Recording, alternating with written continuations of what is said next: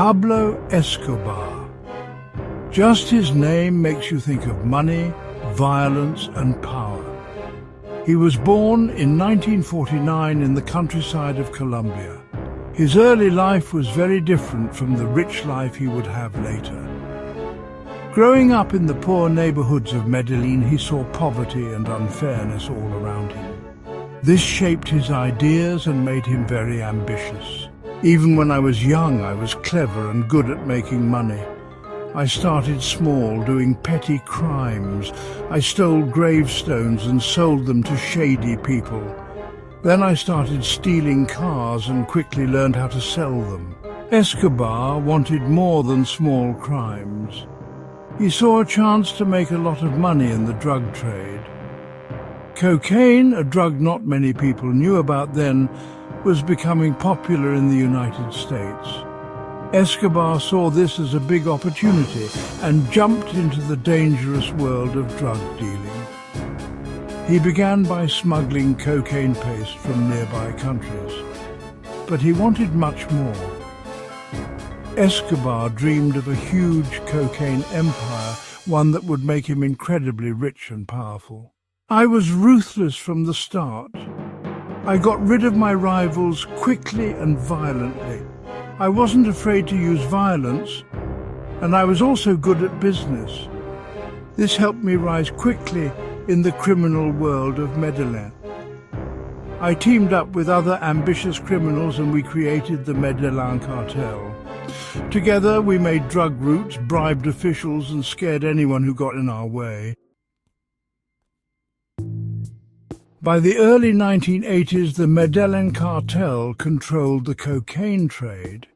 Escobar, now called El Patron, was the boss.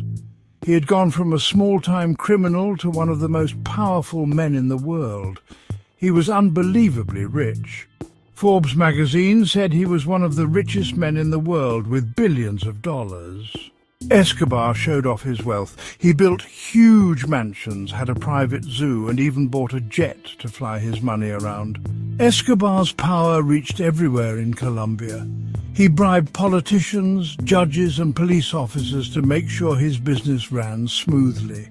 If he couldn't bribe someone, he used violence. Escobar's violence scared everyone in Colombia. Judges who tried to arrest him were killed. Journalists who wrote about his crimes were silenced, and politicians who disagreed with him were murdered. Escobar's reign of terror was worst in the 1980s. He went to war with the Colombian government because he wanted them to stop sending criminals to the United States. His cartel bombed busy streets, government buildings, and even innocent people. They even blew up a passenger airplane, killing all 110 people on board, just to try to kill someone running for president. Escobar's actions created chaos and fear in Colombia. Despite his violent nature, Escobar masterfully crafted an image of a benevolent leader. He portrayed himself as a modern-day Robin Hood, using his vast wealth to uplift the impoverished. By building schools and hospitals in Medellín's poorest neighborhoods, he won the loyalty of many. His influence grew so strong that he even ventured into politics, albeit briefly.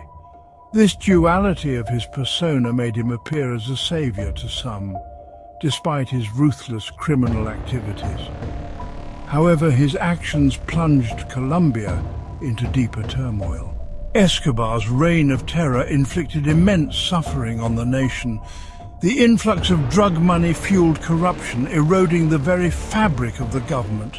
Enticed by the promise of easy riches, many young men joined his cartel, perpetuating the cycle of violence. The Colombian government faced an uphill battle, struggling to combat a foe with boundless resources and a blatant disregard for human life. Section 4. The walls close in. By the late 1980s, things were getting difficult for Escobar. The Colombian government, with help from the United States, started fighting back against the Medellín Cartel. A special police team, trained and paid for by the US, hunted Escobar without stopping. They were determined to catch him, and they slowly destroyed his empire. I was used to doing whatever I wanted, but now I had to hide. The violence got worse. Escobar wanted to stay in power, so he ordered more bombings and killings. But these tactics didn't work anymore. People had felt some sympathy for Escobar, but now they turned against him because so many people were dying.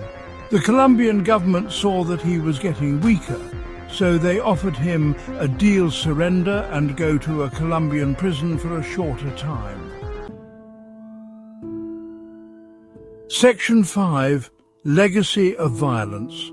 Escobar didn't want to go to prison in the United States, so he made a deal to build his own luxury prison, La Catedral. It was like a fancy hotel, not a prison. It had a hot tub, a soccer field, and even a bar.